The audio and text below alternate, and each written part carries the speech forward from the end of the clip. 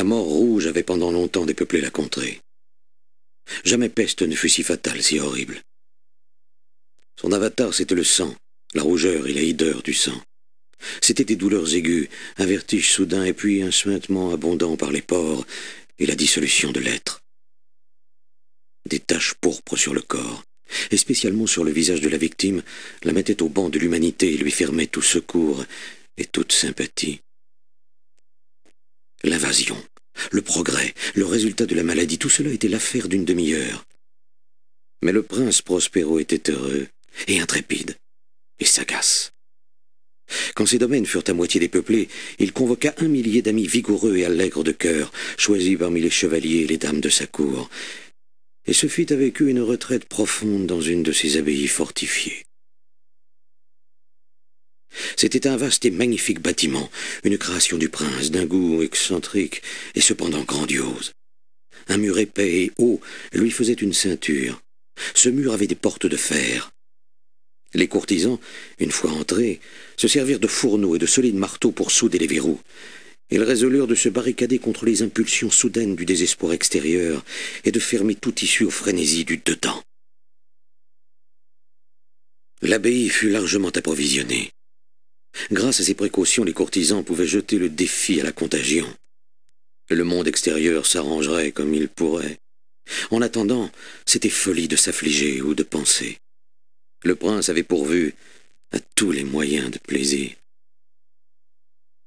Il y avait des bouffons, il y avait des improvisateurs, des danseurs, des musiciens, il y avait le beau sous toutes ses formes, il y avait le vin.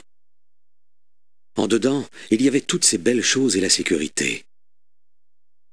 Au dehors, la mort rouge.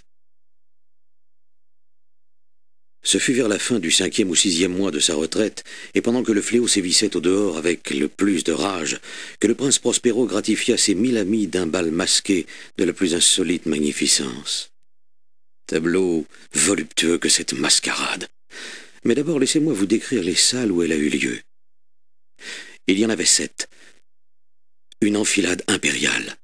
Dans beaucoup de palais, cette série de salons forme de longues perspectives en ligne droite quand les battants des portes sont rabattus sur les murs de chaque côté, de sorte que le regard s'enfonce jusqu'au bout, sans obstacle.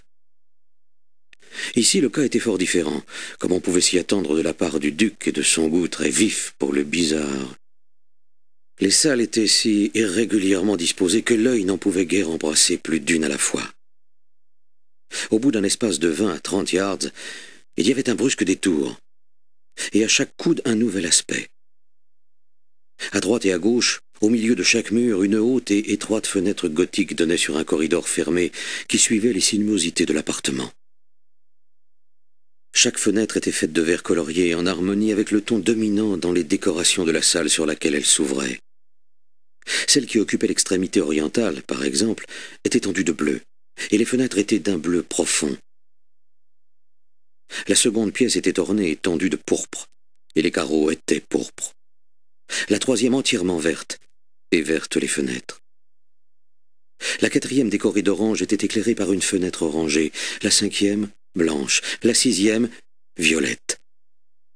La 7e salle était rigoureusement ensevelie de tentures de velours noir qui revêtaient tout le plafond et les murs, et retombaient en lourdes nappes sur un tapis de même étoffe et de même couleur. Mais dans cette chambre seulement, la couleur des fenêtres ne correspondait pas à la décoration. Les carreaux étaient écarlates, d'une couleur intense de sang. Or, dans aucune des 7 salles à travers les ornements d'or éparpillés à profusion çà et là ou suspendus aux lambris, on ne voyait de lampe, ni de candélabre. Ni lampe, ni bougie, aucune lumière de cette sorte dans cette longue suite de pièces. Mais dans les corridors qui leur servaient de ceinture, juste en face de chaque fenêtre, se dressait un énorme trépied, avec un brasier éclatant qui projetait ses rayons à travers les carreaux de couleur et illuminait la salle d'une manière éblouissante. Ainsi se produisait une multitude d'aspects chatoyants et fantastiques. Mais dans la chambre de l'ouest, la chambre noire, la lumière du brasier qui ruisselait sur les tentures noires à travers les carreaux sanglants était épouvantablement sinistre et donnait aux physionomies des imprudents qui y entraient un aspect tellement étrange que bien peu de danseurs se sentaient le courage de mettre les pieds dans son enceinte magique. C'était aussi dans cette salle que s'élevait contre le mur de l'ouest une gigantesque horloge d'ébène. Son pendule se balançait avec un tic-tac sourd, lourd, monotone. Et quand l'aiguille des minutes avait fait le circuit du cadran et que l'heure allait sonner, il s'élevait des poumons des reins de la machine un son clair, éclatant, profond et excessivement musical, mais d'une note si particulière et d'une énergie telle que d'heure en heure les musiciens de l'orchestre étaient contraints d'interrompre un instant leurs accords pour écouter la musique de l'heure. Les valseurs, alors, cessaient forcément leur évolution. Un trouble momentané courait dans toute la joyeuse compagnie, et, tant que vibrait le carillon, on remarquait que les plus fous devenaient pâles, et que les plus âgés et les plus rassis passaient leurs mains sur leur front, comme dans une méditation ou une rêverie délirante. Mais quand l'écho s'était tout à fait évanoui, une légère hilarité circulait par toute l'assemblée. Les musiciens s'entre-regardaient et souriaient de leurs nerfs et de leur folie, et se juraient tout bas, les uns aux autres, que la prochaine sonnerie ne produirait pas en eux la même émotion. Et puis, après la fuite des 60 minutes, qui comprennent les 3600 secondes de l'heure disparue, arrivait une nouvelle sonnerie de la fatale horloge, et c'était le même trouble, le même frisson, les mêmes rêveries. Mais en dépit de tout cela, c'était une joyeuse et magnifique orgie. Le goût du duc était tout particulier. Il avait l'œil sûr, à l'endroit des couleurs et des effets. Il méprisait le décorum de la mode. Ses plans étaient téméraires et sauvages, et ses conceptions brillaient d'une splendeur barbare. Il y a des gens qui l'auraient jugé fou. Ses courtisans sentaient bien qu'il ne l'était pas. Mais il fallait l'entendre, le voir, le toucher, pour être sûr qu'il ne l'était pas. Il avait, à l'occasion de cette grande fête, présidé en grande partie à la décoration mobilière des 7 salons, et c'était son goût personnel qui avait commandé le style des travestissements. À coup sûr, c'étaient des conceptions grotesques. C'était éblouissant, étincelant, il y avait du piquant et du fantastique.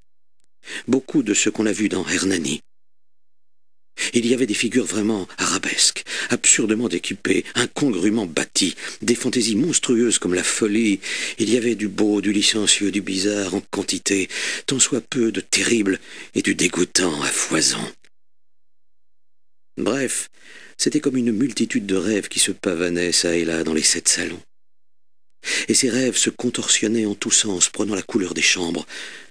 Et l'on eût dit qu'ils exécutaient la musique avec leurs pieds, et que les airs étranges de l'orchestre étaient l'écho de leurs pas.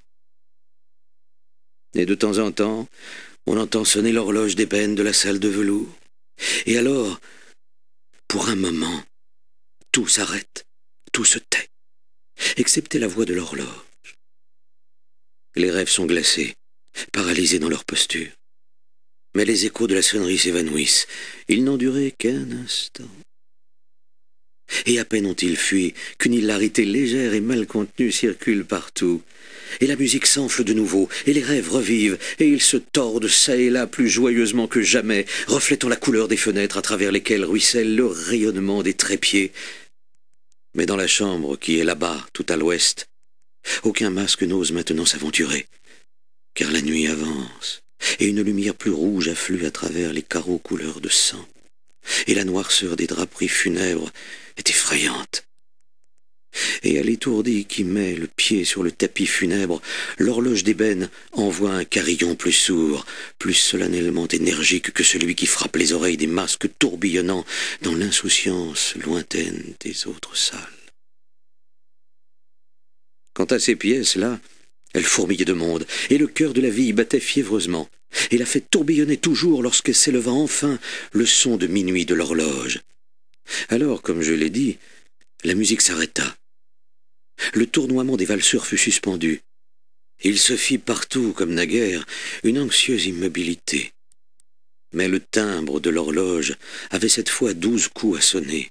Aussi il se peut bien que plus de pensées se soient glissées dans les méditations de ceux qui pensaient parmi cette foule festoyante.